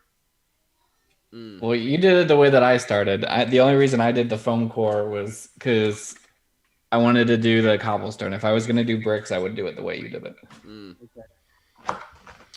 And I have, I'm glad that I made a small section, but that's how I like to work. Like I'm figuring out that like for bigger projects, tackling a small like what it for me it's important like what can I accomplish in if I have this period of time, and I'm like in 52 minutes I will be able to make a bay window and or an outhouse, right? If you're not sure, it also looks like an outhouse. Again, Alex Cormier, when he watches this, will be very happy that I made a possible outhouse as well. Dual purpose terrain. Dual purpose terrain. I'll just have to make it magnetic so it can pull off of my in. Right. There we go. Well, this has been fantastic, Zane. It's been an absolute joy and a huge pleasure having you on and chatting all things terrain and having you share your builds. Thank you so much for spending your time on this Sunday and hanging out with us and crafting. Thank you for the opportunity. I think this was real fun. Oh, cool. Well, it's not going anywhere. We're gonna be here every Sunday and every Sunday at 10 a.m. If you haven't done so already, please make sure you head on over to Zane Morgan Crafts and subscribe to that channel. Stuff is coming now. You got people who are going to start subscribing. Zane, you better start editing. You got to start editing now. I'll send it your way since you like it. oh man. I'll commission you. No. well, definitely follow Zane Morgan Crafts on Instagram as well. Nat1 videos. If you haven't subscribed to Nat1, make sure you head over to check him out. Earthman Bricks, thanks for stopping on by. Earthman Bricks has got his YouTube channel with a new sculpt coming up from his squib this week. Daniel, as always, thanks for hopping on and putting the gremlins to work union wages wise and sharing your builds. And until next week, we'll see you all then, and be sure to craft your passion daily. If you liked this show and you like the stream, give this channel, Crazy Crafter, a subscribe, smash that button, and turn on the bell notification so you can know when we go live. And we'll see you all next week.